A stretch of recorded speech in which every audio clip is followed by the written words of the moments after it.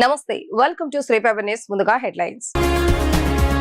రెండో రోజు ముఖ్యమంత్రి చంద్రబాబు నాయుడు అధ్యక్షతన collector conference. Speed of doing business లో జిల్లాల మధ్య ఆరోగ్యకరమైనటువంటి పోటీ ఉండాలని కలెక్టర్లకు దిశానిర్దేశం. విశాఖపట్నంలో పర్యటించిన మంత్రి నారా లోకేష్ ప్రజల నుంచి స్వీకరించిన అర్జీలు, పలు సమస్యల పరిష్కారానికి అప్పటికప్పుడే అధికారులకు ఆదేశాలు జారీ. ఎన్టీఆర్ జిల్లాలో ఏ ఒక్క ఇంటికి గృహ అవసరాల నిమిత్తం డొమెస్టిక్ గ్యాస్ సరఫరా ఆపలేదన్న ఎన్టీఆర్ జిల్లా joint collector Ilakkiya. Speed of doing business లో జిల్లాల మధ్య ఆరోగ్యకరమైనటువంటి పోటీ ఉండాలని, పెట్టుబడులు రావడంలో కలెక్టర్లు అత్యంత క్రియాశీలకంగా వ్యవహరించాలని ముఖ్యమంత్రి చంద్రబాబు నాయుడు దిశానిర్దేశం చేశారు. గత ప్రభుత్వం అనుసరించిన విధానాల వల్ల పారిశ్రామికవేత్తలు వెనక్కి వెళ్లిపోయారని విమర్శించారు. పెట్టుబడులు రావడం ద్వారానే యువతకు ఉపాధి లభిస్తుందని, ప్రజల తలసరి ఆదాయం పెరుగుతుందని ఆయన ఈ సందర్భంగా గుర్తు చేశారు. అమరావతిలో జరిగిన జిల్లా కలెక్టర్ల సదస్సు రెండో రోజున ముఖ్యమంత్రి నారా చంద్రబాబు నాయుడు రాష్ట్రంలో పెట్టుబడి ప్రతిపాదనపై కీలక సమీక్ష నిర్వహించారు. ఈ సందర్భంగా ఆయన మాట్లాడుతూ, స్పీడ్ ఆఫ్ డూయింగ్ బిజినెస్ లో జిల్లాల మధ్య ఆరోగ్యకరమైనటువంటి పోటీ ఉండాలని, పెట్టుబడులు రాబట్టడంలో కలెక్టర్లు అత్యంత క్రియాశీలకంగా వ్యవహరించాలని దిశానిర్దేశం చేశారు. రాష్ట్రంలో విశాఖపట్నం, అమరావతి, తిరుపతి ప్రాంతాలను ప్రధాన ఆర్థిక మండలాలుగా అభివృద్ధి చేస్తున్నామని, వీటికి ప్రత్యేకంగా ఐఏఎస్ అధికారులను ఇన్ఛార్జీలుగా నియమించామని వెల్లడించారు. జిల్లాలో ఉన్న వనరులు, అనుకూలతను బట్టి ఐటీ, టూరిజం, ఎంఎస్ఎంఈ లేదా వ్యవసాయ రంగాల్లో ఏదో ఒక దానిని కలెక్టర్లు ప్రత్యేకంగా ప్రోత్సహించాలని సూచించారు. గత ప్రభుత్వం అనుసరించిన విధానాల వల్ల పారిశ్రామికవేత్తలు వెనక్కి వెళ్లిపోయారని విమర్శిస్తూ, ప్రస్తుత ప్రభుత్వం పారిశ్రామిక అభివృద్ధికి అవసరమైన భూ కేటాయింపులు, నీటి వసతి మరియు అనుమతులను యుద్ధ ప్రాతిపదికన పూర్తి చేయాలని స్పష్టం చేశారు. ఓర్వకల్లు, కొప్పర్తి వంటి ప్రాంతాలను ప్రధాన పారిశ్రామిక హబ్బులుగా తీర్చిదిద్దుతామని, ఉమ్మడి రాష్ట్రంలో హైదరాబాద్ ను ఏ విధంగానైతే అభివృద్ధి చేశామో ఇప్పుడు ఆంధ్రప్రదేశ్ అంతటా అటువంటి ఏకోసిస్టాన్ని తీసుకొస్తామని ముఖ్యమంత్రి ధీమా వ్యక్తం చేశారు. పెట్టుబడులు రావడం ద్వారానే యువతకు ఉపాధి లభిస్తుందని, ప్రజల తలసరి ఆదాయం పెరుగుతుందని ఆయన ఈ సందర్భంగా గుర్తు చేశారు. టు క్రియేట్ వెల్త్ మనం అంతా కూడా నాలెడ్జ్ ని అప్డేట్ చేసుకుంటున్నాం. ఇక్కడ బ్రెయిన్ స్టార్మింగ్ సెషన్స్ చేస్తున్నాం. స్ట్రక్చరల్ డెఫిషియన్సీస్ ని కరెక్ట్ చేసుకుంటున్నాం. Benchmark globally and nationally, state wise, then district wise. ఇప్పుడు నేను స్టేట్ లో బిగ్ ఇన్వెస్ట్మెంట్స్ వచ్చి కొన్ని ప్రాంతాలకే పరిమితం అయితే ఆ ప్రాంతాలే బాగుపడతాయి. వాళ్ళకే ఎక్కువ ఎంప్లాయ్మెంట్ ఆపర్చునిటీస్, లేకపోతే పర్ క్యాపిటల్ ఇన్కమ్ పెరగడం, ఇవన్నీ వాళ్ళకే జరుగుతాయి. అందుకే నేను డీసెంట్రలైజ్డ్ డెవలప్మెంట్ అంటున్నాను. Visakhapatnam region up to west east Godavari, పాత ఈస్ట్ గోదావరి వరకు. Amaravati reason development west Godavari నుంచి ప్రకాశం వరకు. అదే మరి తిరుపతి రీజనల్ డెవలప్మెంట్ నెల్లూరు నుంచి కర్నూలు వరకు. దీనికి 3 కూడా యాక్షన్ ప్లాన్స్ తయారు చేశాం. యువరాజు మిస్ అయ్యాడు. యువరాజు ఇది కన్వీనర్ ఫర్ విశాఖపట్నం. ఇక్కడికి వచ్చే కొందికి, అమరావతికి వచ్చే కొందికి సురేష్ ఇది convener for Amaravati economic regional development, because is having year ఈ సిఆర్డి అన్ని ఉన్నాయి. అదే మరి మీనా గారు ఈజ్ ఇన్ఛార్జ్ ఆఫ్ తిరుపతి. ఈ 3 కూడా పెట్టి ఒక డెవలప్మెంట్ కోసం మనం ముందుకు పోతున్నాం. ఇక్కడ వచ్చినప్పుడు మీరు గుర్తుపెట్టుకోవాలి, అనకాపల్లి 1,19,464 కోట్లు వస్తుంది. 84,174 ఎంప్లాయ్మెంట్ వస్తుంది. అనంతపూర్ 26,597 కోట్లు, 19,984 మంది ఎంప్లాయ్మెంట్.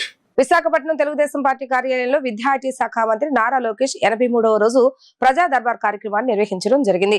తనను కలిసేందుకు పార్టీ కార్యాలయానికి వచ్చిన ప్రజలు, పార్టీ కార్యకర్తలు, నాయకులను మంత్రి ఆప్యాయంగా పలకరించారు. వివిధ సమస్యలతో బాధపడుతున్న ప్రజలు, పార్టీ కార్యకర్తల నుంచి వినతులు స్వీకరించారు. పలు సమస్యల పరిష్కారానికి అప్పటికప్పుడే అధికారులకు ఆదేశాలను జారీ చేశారు. విద్యా ఐటీ శాఖ మంత్రి నారా లోకేష్ విశాఖపట్నం జిల్లాలో పర్యటించారు. పలు కార్యక్రమాల్లో ఆయన పాల్గొన్నారు. ఈ సందర్భంగా విశాఖపట్నం తెలుగుదేశం పార్టీ కార్యాలయంలో 83వ రోజు ప్రజా దర్బార్ను నిర్వహించారు.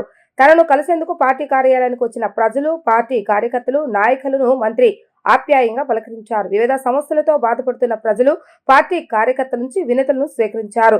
లోకేష్ దృష్టికి ప్రజలు పలు సమస్యలను తీసుకొచ్చారు. ఈ సమస్యలను వెంటనే పరిష్కరించాలని అధికారులకు ఆదేశాలను జారీ చేశారు. ప్రజలకు అన్ని విధాలుగా అండగా ఉంటామని మంత్రి నారా లోకేష్ భరోసానిచ్చారు. ఎన్టీఆర్ జిల్లాలో ఏ ఒక్క ఇంటికి గృహ అవసరాల నిమిత్తం డొమెస్టిక్ గ్యాస్ సరఫరా ఆపలేదని ఎన్టీఆర్ జిల్లా జాయింట్ కలెక్టర్ ఇలక్కయ్య చెప్పారు.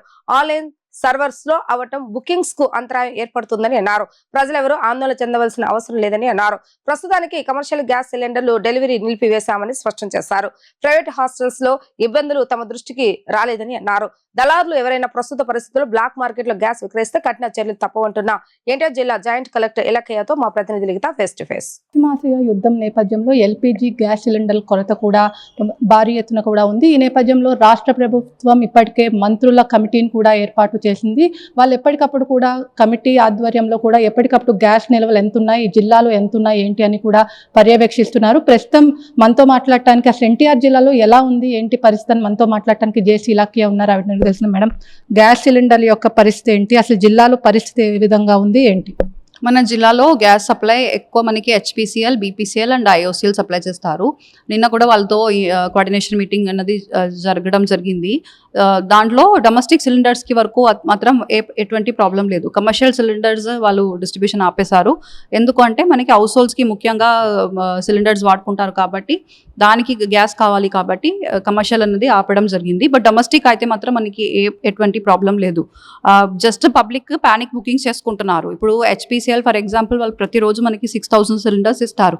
కానీ మొన్న వాళ్ళు 8,000 సిలిండర్స్ వరకు డిస్ట్రిబ్యూట్ చేయడం జరిగింది.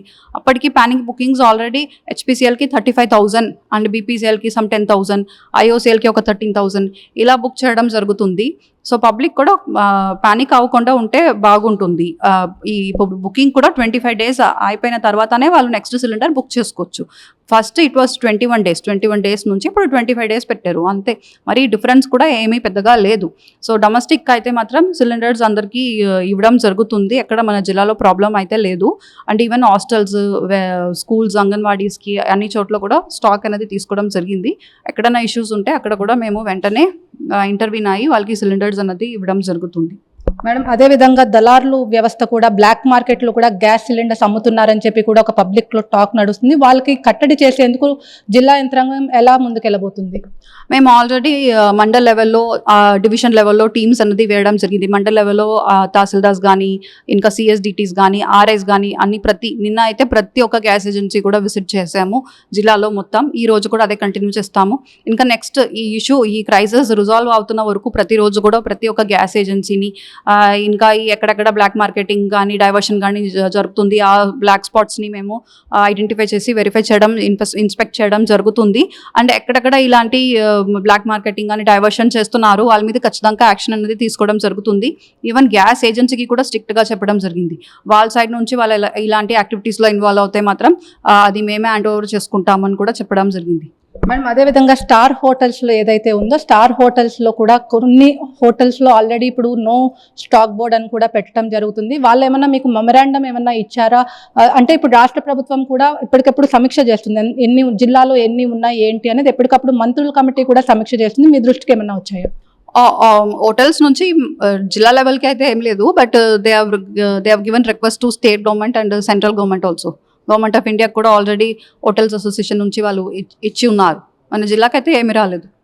Thank you madam. మొత్తం మీద చూసుకున్నట్లయితే ఎన్టీఆర్ జిల్లాలో ప్రస్తుతం కొరత అనేది ఎలాంటిది లేదు. ఖచ్చితంగా వెల్ఫేర్ హాస్టల్స్, అదేవిధంగా ఏదైతే హాస్టల్స్ అన్నీ కూడా ఖచ్చితంగా కూడా హాస్టల్స్ అన్నీ కూడా ఇప్పుడు కరెక్ట్గానే ఉన్నాయి. ఖచ్చితంగా ముఖ్యమంత్రి చంద్రబాబు ఎప్పటికప్పుడు కూడా ఈ గ్యాస్ సిలిండర్స్ పై కొరత నేపథ్యంలో కూడా నిల్వలన్నీ కూడా ప్రస్తుతం ఎన్టీఆర్ జిల్లాలో ఎలాంటి ప్రాబ్లం లేదని కూడా ఇక్కడ ఇలాఖ్య చెప్తున్నారు. ఇది ఇక్కడ ఉన్న పరిస్థితి. Video అఖిల్తో Likhita, digital news, Vijayawada. మహిమాన్వితమైన లూదుమాత దీవెనలతో ప్రజలందరూ సుఖ సంతోషాలతో జీవించాలని ఎమ్మెల్యే వెనగళ్ల ఆకాంక్షించారు. గత 3 రోజులుగా ఉత్సవాలకు వేలాది మంది భక్తులు వచ్చి వారి యొక్క కోరికలను లూద్దుమాతకు వినవించుకుంటున్నారని అన్నారు. వారి కోరికలను తెచ్చి ప్రజలందరికీ లూద్దుమాత సుఖ సంతోషాలు, శాంతిని అనుగ్రహించాలని ఎమ్మెల్యే రాము ఆకాంక్షించారు. మహిమాన్వితమైన లూద్దుమాత దీవెనలతో ప్రజలందరూ సుఖ సంతోషాలతో జీవించాలని ఎమ్మెల్యే వెనగళ్ల ఆకాంక్షించారు. నందివాడ మండలం వెన్నపూడి గ్రామంలో గత 3 రోజులుగా ఎంతో వైభవంగా జరుగుతున్న లూదుమాత ఉత్సవాల ముగింపు వేడుకల్లో ఎమ్మెల్యే రాము బుధవారం రాత్రి పాల్గొన్నారు. ముందుగా గ్రామ సెంటర్లో చర్చి పెద్దలు ఎమ్మెల్యే రాముకు స్వాగతం పలికారు. చర్చి ప్రాంగణంలోని విశ్వాసులకు అభివాదాలు చేస్తూ ఎమ్మెల్యే రాము ముందుకు సాగారు. ఈ సందర్భంగా ఫాదర్ కరుణాకర్ నిర్వహించిన ప్రత్యేక ప్రార్థనలో పాల్గొన్న ఎమ్మెల్యే రాము చర్చి ప్రాంగణంలోని మరియమాత యేసుక్రీస్తు స్వరూపాలకు నమస్కరిస్తూ ప్రార్థన చేశారు. ఉత్సవాల ముగింపు వేడుకల సందర్భంగా నిర్వహించిన సభలో ఎమ్మెల్యే వెనగళ్లారాము మాట్లాడుతూ ప్రసిద్ధిగాంచిన లూదుమాత ఉత్సవాలు పాల్గొనడం సంతోషంగా ఉందని హర్షం వ్యక్తం చేశారు. గత 3 రోజులుగా ఉత్సవాలకు వేలాది మంది భక్తులు వచ్చి వారి కోరికలను లూదుమాతకు విన్నవించుకున్నారని అన్నారు. వారి కోరికలను తీర్చి ప్రజలందరికీ లూదుమాత సుఖ సంతోషాలు శాంతిని అనుగ్రహించాలని ఎమ్మెల్యే రాము ఆకాంక్షించారు. దశాబ్దాల చరిత్ర ఉన్న ఉత్సవాలు ఎంతో ఘనంగా జరిగాయని, ప్రతి ఏటా ఉత్సవాల నిర్వహణకు తన సంపూర్ణ సహకారం ఉంటుందని ఆయన పేర్కొన్నారు. గిరిజన ప్రాంతాలు ప్రాథమిక సౌకర్యాలను కూడా అడ్డంకులు సృష్టించడం తగదని ముఖ్యమంత్రి చంద్రబాబు నాయుడు పేర్కొన్నారు. పాపికొండల ప్రాంతంలో ఇళ్ల నిర్మాణం బోరల్స్ కు అనుమతులు ఇవ్వకపోవడంపై అసంతృప్తిని వ్యక్తం చేశారు. ప్రభుత్వం అనుమతించిన ఇళ్లకు కూడా ఫారెస్ట్ క్లియరెన్స్ ఇవ్వకపోవడం ఏంటని ప్రశ్నించారు. గిరిజనులకు నీరు, రహదారి, విద్యుత్ వంటి కనీస సదుపాయాలు కల్పించవలసిందేనని ఆయన స్పష్టం చేశారు. కలెక్టర్ల సమావేశంలో ఫారెస్ట్ అధికారులపై ఆంధ్రప్రదేశ్ ముఖ్యమంత్రి నారా చంద్రబాబు నాయుడు సీరియస్ అయ్యారు. అభయారణ్యం పేరుతో అభివృద్ధి పనులు ఆపటం సరైనది కాదని ఆగ్రహాన్ని వ్యక్తం చేశారు. ఇప్పటికే ఉన్న రహదారిపై గ్రావెల్ లేదా మెట్టలు వేయడానికి అభ్యంతరం చెప్పడం ఏమిటంటూ ప్రశ్నించారు. అధికారుల వ్యవహార శైలిపై చాలా ఫిర్యాదులు వస్తున్నాయంటూ హెచ్చరించారు. అధికారులు ఎప్పటికైనా మారాలని అన్నారు. సమస్యలు ఉంటే నేరుగా తనకు లేదా డిప్యూటీ సీఎం పవన్ కళ్యాణ్ కు తెలియచేయాలని సూచించారు. ప్రజలకు ఇబ్బంది కలిగించే విధంగా వ్యవహరించవద్దని స్పష్టమైన ఆదేశాలు జారీ చేశారు. ఏలూరు కలెక్టర్ డిఎఫ్ఓ కలిసి ఈ సమస్యలను వెంటనే పరిష్కరించాలని హుంకు జారీ చేశారు. అభివృద్ధి పనులు ఆగిపోకుండా అధికారులు సమన్వయంతో ముందుకు సాగాలని సీఎం చంద్రబాబు నాయుడు దిశానిర్దేశం చేశారు. ఇలాంటి ఇంప్రాక్టికల్ థింకింగ్ వల్ల కనీసం వాడు ఇన్నేళ్ల నుంచి ఉన్నాడు, వాడికి కరెంట్ ఇస్తారంటే ఇవ్వకూడదు. వాటర్ బోర్వెల్ వాటర్ వాళ్ళు చెరువు ఇది కూడా ఏజెన్సీ ఏరియానే కదా అక్కడ. అక్కడ వాటర్ లేక వాళ్ళు ఇది ఏజెన్సీ ఏరియా అక్కడ. Tribal area No, that your attitude is very, very objectionable. నేను డిప్యూటీ సీఎం కూడా చెప్తా, బీ క్లియర్. మీ ఇద్దరు కూర్చొని ఏం చేస్తారు, కందిరాలు ఏం చేస్తారో తెలియదు. ఒకటి లేకపోతే 2-3 గంటలు నేను తీసుకోవాల్సి వస్తుంది మిమ్మల్ని కౌన్సిలింగ్. లేకుంటే అదర్వైజ్ మీరు ఏదో కానీ నేను నా సర్వీస్ నేను ఇదే కొత్తగా నాకు ముఖ్యమంత్రి పదవి 4వ సారి. First time I am seeing you, your attitude is different. So many complaints are coming on you. Where things are going wrong, I don't know. You correct it, and then in conflict, how to solve the problem, both of you, మీరు collector కూర్చొని ఆలోచించండి. మీ DFO clear instructions ఇవ్వండి. ఒక్క submission sir, ఈ చాలా కేసుల్లో revenue record ఏమో revenue land అంటది, ఆ తర్వాత ఫారెస్ట్ వాళ్ళు వచ్చి క్వశ్చన్ అది కాదు ప్రసాద్. ఇక్కడ ఏంటంటే ట్రైబల్ ఏరియాలో కూడా ఫెసిలిటీ ఇవ్వకూడదని పెట్టేస్తా ఉంటే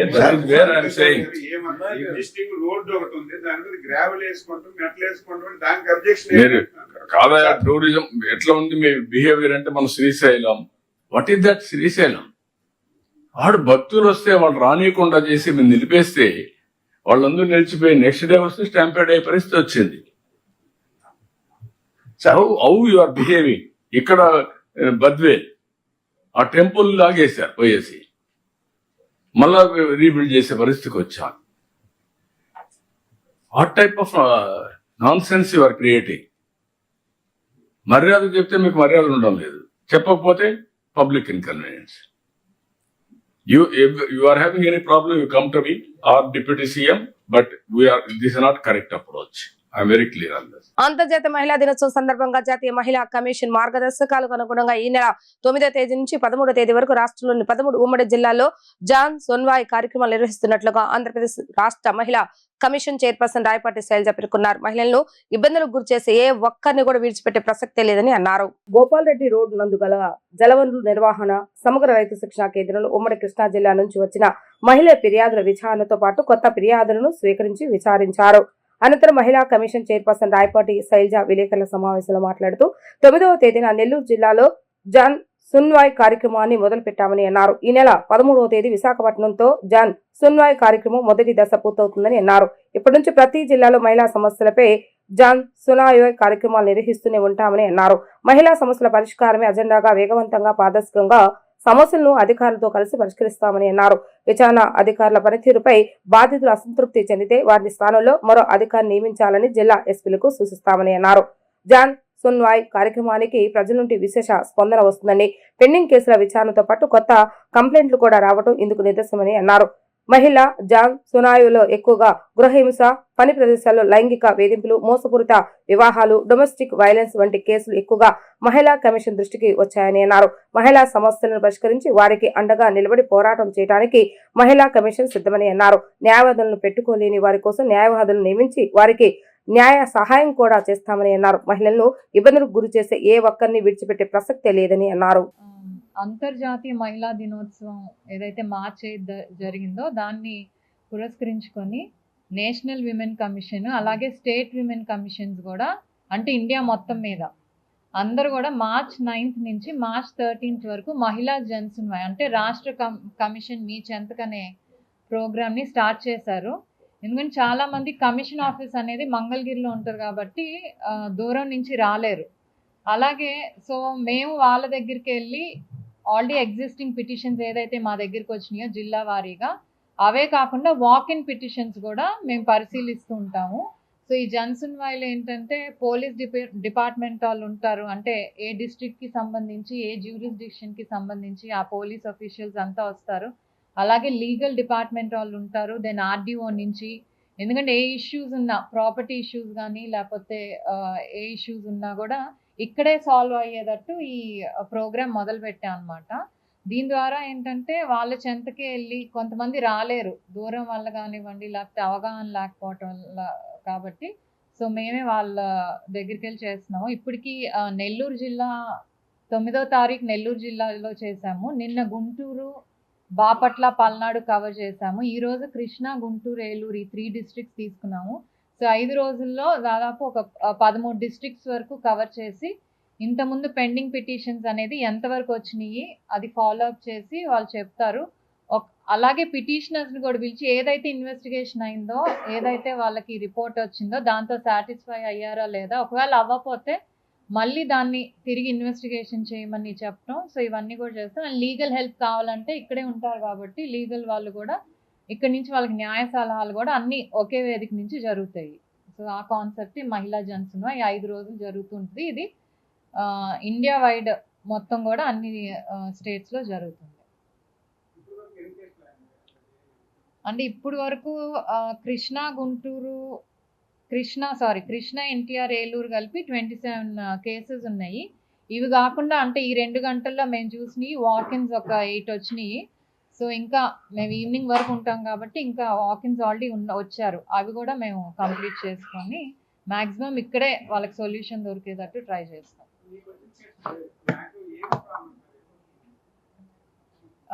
యూజువల్లీ వచ్చి డొమెస్టిక్ వైలెన్స్ ఈ ఇష్యూస్ మీద ఎక్కువ వస్తాయండి. లేకపోతే సివిల్ ఇష్యూస్లో అంటే హెరాస్మెంట్ అది, లేకపోతే పోక్సో కేసెస్ ఇవి ఎక్కువ వస్తాయి. మానవ శరీరంలో అత్యంత కీలకమైన అవయవమైన కిడ్నీని కాపాడుకోవాల్సిన అవసరం ఎంతో ఉందని నగర పోలీస్ కమిషనర్ రాజశేఖర బాబు అన్నారు. వ్యాయామం, సమతుల ఆహారం, తగినంత నీరు తీసుకోవడం ద్వారా కిడ్నీని పరిరక్షించుకోవచ్చని ఆయన సూచించారు. కిడ్నీ వ్యాధుల పట్ల అవగాహన పెంపొందించుకోవాల్సిన అవసరం ఎంతైనా ఉందని అన్నారు. వరల్డ్ కిడ్నీ డేను పురస్కరించుకుని విజయవాడ నెఫ్రాలజిస్ట్ సొసైటీ ఆధ్వర్యంలో మూత్రపిండాల ఆరోగ్యంపై ప్రజల్లో అవగాహన పెంపొందించేందుకు వాక్థాన్ నిర్వహించారు. ఎగ్జిక్యూటివ్ క్లబ్ నుంచి ప్రారంభమైన ఈ ర్యాలీని పోలీస్ కమిషనర్ ఎస్వి రాజశేఖర బాబు జెండా ఊపి ప్రారంభించారు. అనంతరం ఈ ర్యాలీ సర్వీస్ రోడ్డు ద్వారా సిద్ధార్థ మెడికల్ కళాశాల గ్రౌండ్ కు చేరింది. ఈ సందర్భంగా CP SV Rajasekhara Babu, health university registrar doctor T Sai Sudeep, society అధ్యక్షుడు నల్లపాటి అమ్మన్న, సినీ నటి మొబాని సర్కార్, నెఫ్రాలజిస్టులు doctor Sai Krishna, Vijay school of nursing chairman Arjun Rao, Akkineni hospitals అధినేత్రి డాక్టర్ మణి తదితరులు పాల్గొన్నారు. ఈ సందర్భంగా వారు మాట్లాడుతూ కిడ్నీ వ్యాధుల పట్ల అవగాహన పెంపొందించుకోవాలని వారు సూచించారు. మనం తీసుకునే ఆహారం, మందులు కిడ్నీని దెబ్బతీసే ప్రమాదం ఉందని, వీటి పట్ల అవగాహన కలిగి ఉండటం అత్యంత అవసరమని అన్నారు. సమతుల ఆహారం, రోజుకు కనీసం 3 లీటర్లు నీరు, తగినంత వ్యాయామం చేయడం ద్వారా కిడ్నీని పరిరక్షించుకోవచ్చని అన్నారు. ఇతర వ్యాధుల సంకేతాల ద్వారా తెలుసుకునే అవకాశం ఉంటుందని, కానీ కిడ్నీ వ్యాధులు క్రమబద్ధంగా నిర్వహించే వైద్య పరీక్షల ద్వారా మాత్రమే తెలుసుకోగలమని అన్నారు. కావున ఈ కిడ్నీ వ్యాధుల పట్ల అప్రమత్తంగా ఉండాలని సూచించారు. ఈ కార్యక్రమంలో పలువురు నెఫ్రాలజిస్టులు, విద్యార్థులు పాల్గొన్నారు. దినోత్సవం సందర్భంగా ఈరోజు అరుణ్ కిడ్నీ సెంటర్ వారు ఒక అవేర్నెస్ ర్యాలీ ఏర్పాటు చేయడం చాలా సంతోషం. కిడ్నీల గురించి ప్రజల్లో ఒక ప్రివెంటివ్ కేర్ అనేది అది లోపిస్తూ ఉంది. సో ప్రతి ఒక్కరూ కిడ్నీలు ఎలా పనిచేస్తాయి, కిడ్నీ యొక్క ఆవశ్యకత తెలుసుకోవాల్సిన అవసరం ఉంది. అదేవిధంగా కిడ్నీలో ఏదైనా ఇష్యూస్ వచ్చినప్పుడు ఎలాగ మనం గుర్తించాలా, సో ప్రివెంటివ్ కేర్ ఎలా తీసుకోవడం దాని మీద చాలా అవగాహన కల్పించాల్సిన అవసరం ఉంది. సో ఇటువంటి అవుట్ రీచ్ ప్రోగ్రామ్స్ ద్వారా ప్రజల్లో ఒక అవగాహన రావడం అనేది చాలా ముఖ్యం. ఎందుకంటే ఈరోజు మనము చూస్తే కిడ్నీల సంబంధించిన వ్యాధులు చాలా పెరిగిపోతున్నాయి. ప్రజల్లో ఒక అవగాహన లేకపోవడం వల్లే ఇది జరుగుతుంది. కాబట్టి ఈరోజు డాక్టర్ అమ్మన్న గారి ఆధ్వర్యంలో అరుణ్ కిడ్నీ సెంటర్ వారు ఈరోజు ఈ కార్యక్రమం నిర్వహించడం చాలా ముదావహం. సో దీనికి విచ్చేసిన అందరికి కూడా నా హృదయపూర్వక ధన్యవాదాలు తెలియజేస్తూ ఇటువంటి సేవా కార్యక్రమాలు, అవుట్ రీచ్ ప్రోగ్రామ్స్ మరిన్ని జరుపుతారని చెప్పేసి ఆశిస్తూ ప్రజల్లో కూడా ఒక అవగాహన తెలుసుకోవాల్సిన అవసరం ఉంది. ఒకవైపున కిడ్నీ టెస్టులు చేయించుకోవాల్సిన అవసరం ఉంది. అదేవిధంగా కిడ్నీ వ్యాధిగ్రస్తులు ఎటువంటి ఆందోళనకు గురి కాకుండా వారు కూడా కొంత అవగాహన ఉంటే కొంత దాన్ని కూడా చేయించవచ్చు. సో ఈ అవకాశం ఇచ్చిన డాక్టర్ అమ్మన్న గారికి, అదేవిధంగా అరుణ్ కిడ్నీ సెంటర్ గారికి ధన్యవాదాలు తెలియజేస్తున్నాను.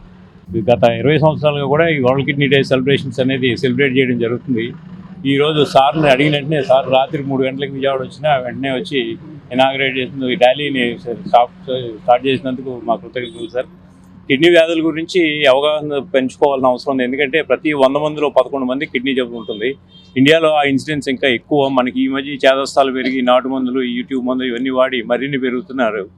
ఈ విధంగా వ్యాధి గురి కాకుండా ఉండాలని చెప్పి కిడ్నీ వ్యాధుల గురించి అవగాహన కల్పించడం కోసం ఈ ర్యాలీ చేశాము. ఈ సంవత్సరం ఈ వరల్డ్ కిడ్నీ డే వాళ్ళు ఎవ్రీ ఇయర్ మనకి ఈ WHO వాళ్ళు ఒక స్లోగన్ ఇస్తారు. అంటే ఈ సంవత్సరం కిడ్నీ గురించి వెళ్ళాలి, కిడ్నీ హెల్త్ ఫర్ ఆల్, అంటే అందరికీ కిడ్నీ ఆరోగ్యం ఉండాలి.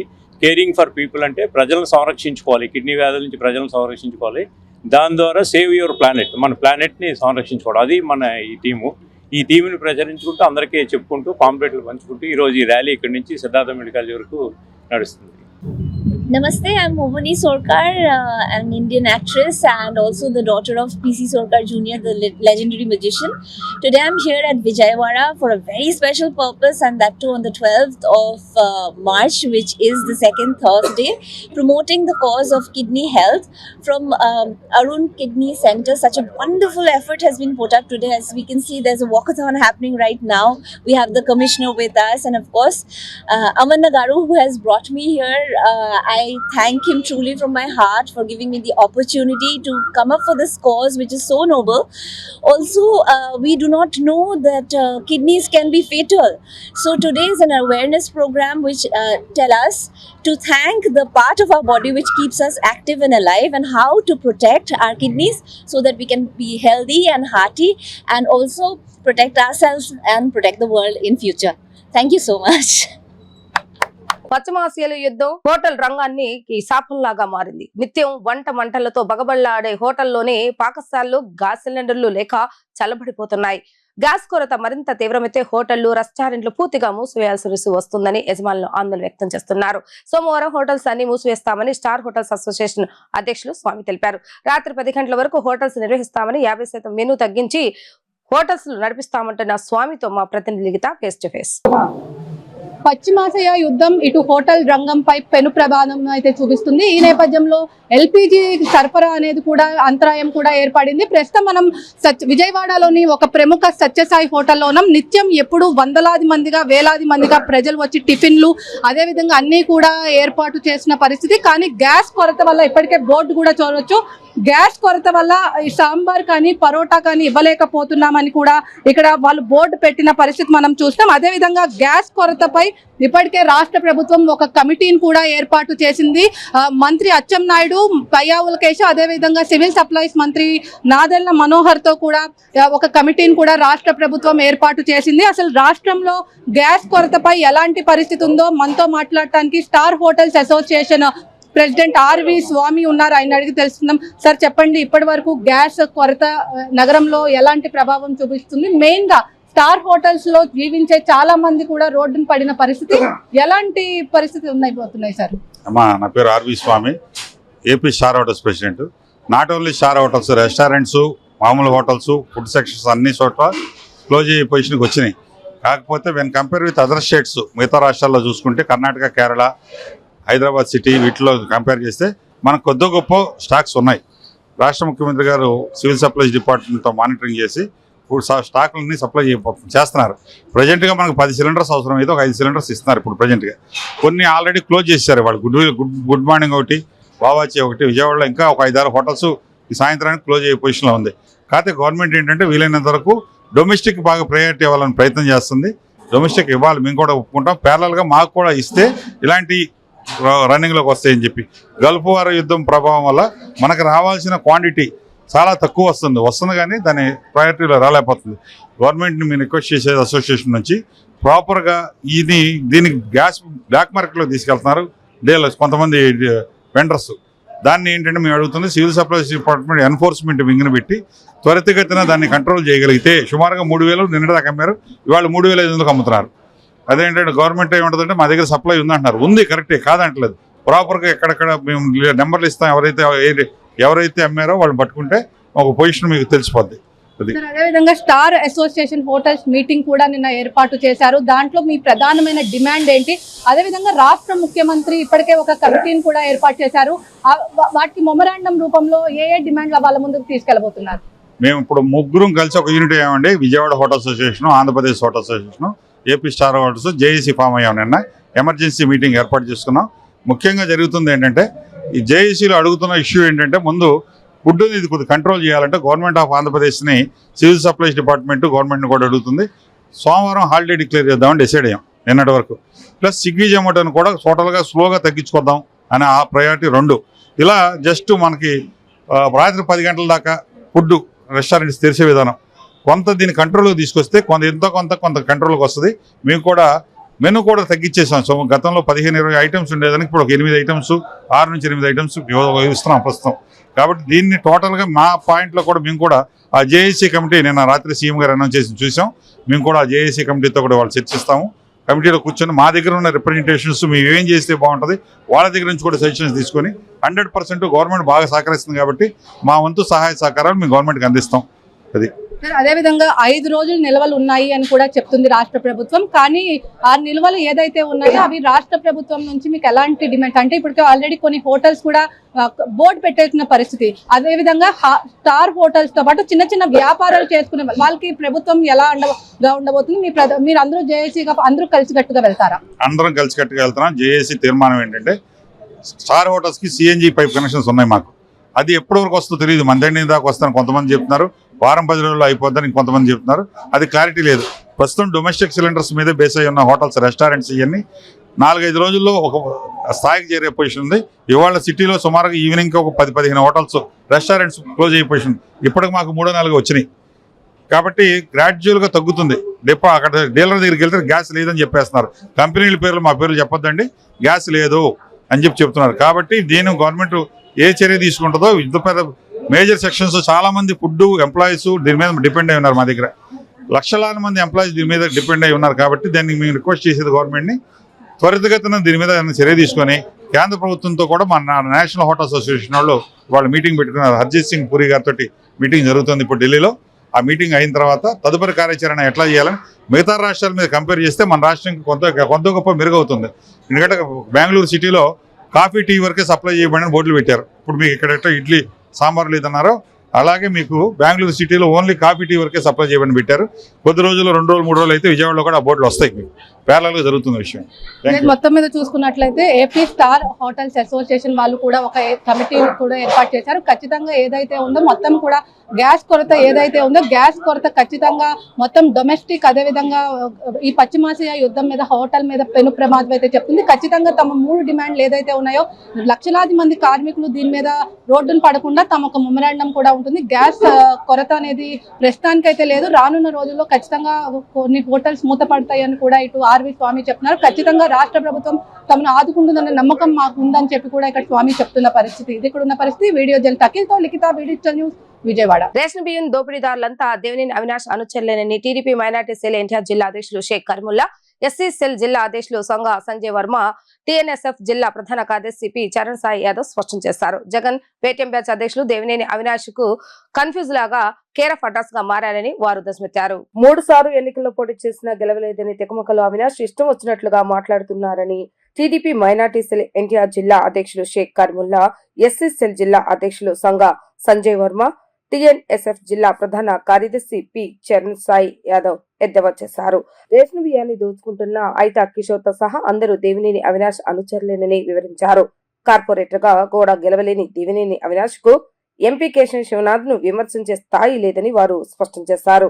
విజయవాడ నగర అభివృద్ధికి కృషి చేస్తున్న ఎంపీ కేశవ చిన్నిపై అవాకులు చవాకులను పేరితే సహించేది లేదని అన్నారు. విజయవాడలో దేవినేని అవినాష్ కుటుంబం దోపిడీలు, కబ్జాలు, దౌర్జన్యాలు అందరికీ తెలుసని, ఏలూరు రోడ్లో దౌర్జన్యంగా అవినాష్ కుటుంబం లాక్కున్న ఇతరుల ఆస్తులు అనేకం ఉన్నాయని అన్నారు. నిన్న దేవినేని అవినాష్ అతని స్థాయి మర్చిపోయి వైఎస్ఆర్ కాంగ్రెస్ పార్టీ జిల్లా పార్టీ అధ్యక్షుని చేసిందనే ఒకే ఒక అహంకారంతో మన విజయవాడ ప్రజలు 2,83,000 మెజార్టీ ఇచ్చి గెలిపించుకున్న పార్లమెంటు సభ్యులు కేశినేని చిన్ని గారి గురించి తను ఇష్టానుసారంగా మాట్లాడుతున్నాడు. ఎంపీ అంటే ఆయన దృష్టిలో మట్టి పేకాట అంట. జనాలు చేత్కరించుకుంటున్నారు. అవినాష్ చాలా పిచ్చి మాటలు మాట్లాడుతున్నావు.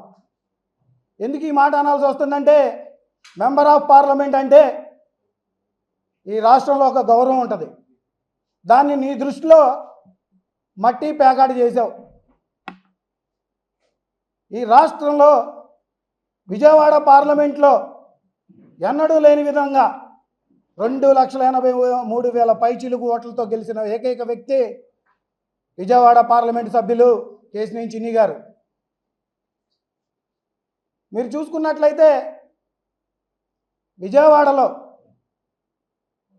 మెడికల్ క్యాంపులు, పేద పిల్లలకి ఫీజులు, పండగలకి అన్ని కులాల వారికి బట్టలు, 7 నియోజకవర్గాల్లో కూడా ఆనాడు వైసీపీ ప్రభుత్వంలో అన్నా క్యాంటీన్లు తీసేయడం జరిగింది.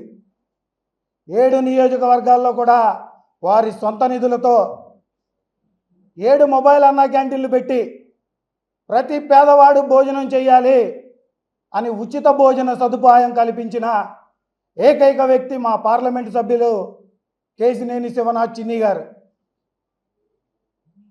నీకు అసలు నిన్న తాడేపల్లి ప్యాలెస్లో అనుకుంటా ఒక ఎన్టీఆర్ జిల్లాలో పేటీఎం కూలీ సంఘం అధ్యక్షుడు నిన్న 11 minutes comedy sitting comedy show చేశాడు. ఈరోజు ఎన్టీఆర్ జిల్లాలో అక్రమాలు జరుగుతున్నాయి, అవినీతులు జరుగుతున్నాయి, ఎన్టీఆర్ జిల్లా భ్రష్టు పట్టిపోయింది, విజయవాడ అభివృద్ధి ఆగిపోయింది, ఈరోజు చాలా బాధేస్తుంది నాకని చెప్పి ఒక 11 minutes కామెడీ షో నిర్వహించాడు ఆయన. ఈరోజు బహిరంగ చర్చకు మేము సిద్ధం, ఓపెన్ ఛాలెంజ్. ఈరోజు రాష్ట్రంలో కానీ అంతదాగెందుకు, ఈరోజు ఈ విజయవాడ నగరం అభివృద్ధి ఆపేసింది ఎవరు? ఆనాడు మేము చదువుకున్నాం, బ్రిటిష్ వాళ్ళు భారతదేశాన్ని దోచుకున్నారు, మొత్తం తీసుకెళ్ళిపోయారని చెప్పి. ఈరోజు ఇదే విజయవాడ నగరాన్ని నువ్వు నీ కుటుంబం ఏం చేసిందని మేము ప్రశ్నిస్తూ ఉన్నాం. మీరు కాదా విజయవాడ మొత్తం ఆస్తులన్నీ ఆక్రమించింది? ఈరోజు బెస్ట్ ప్రైజ్ కానీ విజయవాడ సెంటర్లో ఉన్న సౌత్ ఇండియా షాపింగ్ మాల్ కానీ నీ ఇంటి వెనక ఉన్న స్కూల్ ఏమైపోయింది? ఈరోజు ఇవన్నీ అక్రమంగా మీరు కాదా దోపిడీ చేసింది? దోపిడీలు, హత్యలు మొత్తం దోచుకొని మీ దొడ్డిలో ప్రతి విషయం కూడా ఈరోజు చిన్న పిల్లవాడి నుంచి చెరేపో మాపో చనిపోయే వృద్ధుడి వరకు కూడా ఈరోజు ఏలూరు రోడ్లో ప్రతి ఒక్క ఆస్తి మీరు ఎలా సంపాదించారో ఈరోజు విజయవాడ నగర జనానికి తెలీదా? ఈరోజు రాష్ట్రంలో సుస్యశ్యామలంగా అభివృద్ధి ఒక పక్క జరుగుతూ ఉంటే విజయవాడ నగరాన్ని మహర్దశ పట్టించడానికి ఈరోజు ఎక్కడోలాగా అవసరంలా ఈరోజు పవిత్రంగా జరుపుకునే దసరా పండుగని భారతదేశం అంతా మైసూరు వెళ్తూ ఉంటే భారతదేశంలో మైసూరు కాదు ఉంది, విజయవాడ నగరంలో విజయవాడ ఉత్సవం నిర్వహించి దసరా అంటే విజయవాడ గుర్తు తెచ్చే తీసుకొచ్చింది కేశినేని చిన్ని గారు కాదా? ఈరోజు నాయకులందరూ కూడా పదవి వచ్చేదాకా సేవా కార్యక్రమాలు చేస్తారు. ఈరోజు కేశినేని చిన్ని గారు ట్రావెల్స్ వ్యాపారం చేశారు, రియల్ ఎస్టేట్ వ్యాపారం చేశారు. ఈరోజు అనేక కోట్ల రూపాయలు సంపాదించి ఈరోజు విజయవాడ నాకు బతికిచ్చింది, నా కుటుంబానికి అండగా నిలిచింది, ఆ విజయవాడకి నేను సేవ చేసుకోవాలని చెప్పి 100 కోట్లు ఖర్చు పెట్టుకొని విజయవాడ జనానికి ఆ రోజు పేదోడు తినే అన్నాన్ని కూడా మీ సైకో జగన్ రెడ్డి లాక్కుంటే ఆ అన్నా పార్లమెంటరీ కార్యాలయంలో ఏర్పాటు చేయడానికి ముఖ్య ఉద్దేశం నా సోదరులు చెప్పారు. అసలు విజయవాడ పట్టణం గురించి, విజయవాడ నగరం గురించి, విజయవాడ చరిత్ర మాట్లాడుకోవాలనంటే మరి తెలుసో తెలీదో నిజంగానే మరి మనిషి ఎదిగిన కొద్దీ వదగాలని ఉంటుంది. ఎదుగుతున్నా నాకు ఏమాత్రం విలువ లేదు ఏంటి, అమ్మో నేను ఇప్పటికీ 3 పార్టీలు మారాను, నా స్థాయి ఏంటో నాకే తెలియట్లేదు, నేను కార్పొరేషన్కి వెళ్ళాలా, ఎయిర్పోర్ట్కి వెళ్ళాలా అని ఆలోచించే ఈ చంటోడు. ఎందుకంటున్నానంటే జ్ఞానం ఉండాలి. విజయవాడ పట్టణం గురించి, విజయవాడ చరిత్ర గురించి మాట్లాడేటప్పుడు రండి మాట్లాడదాం. గత 5 సంవత్సరాల ముందు దాకా విజయవాడ పట్టణాన్ని తీసుకుందాం, ఈరోజు విజయవాడ పట్టణాన్ని తీసుకుందాం. ఎంపీ కేశినేని శివనాథ్ చిన్ని అనే నేను అని పార్లమెంటులో పలికిన రోజు నుంచి నేటి వరకు అహర్నిశలు ఆ ఎన్టీఆర్ జిల్లాలో నేను ఏం చేయాలి, నాకు ప్రజలు ఇచ్చిన ఈ అవకాశానికి వాళ్ళకి నేనేం చేయాలి అని ఆలోచించి ఏమేం చేస్తున్నాడు ఎంపీ గారు అని తెలియాలంటే తాడేపల్లి ప్యాలెస్లో కూర్చున్న ఆ కుక్క నక్కకి, ఇక్కడ కూర్చున్న అరైవల్ డిపార్చర్ అంట మా తమ్ముడు చెప్పాడు, నిజమే, మనవాడికి తెలుసుకోవాలి.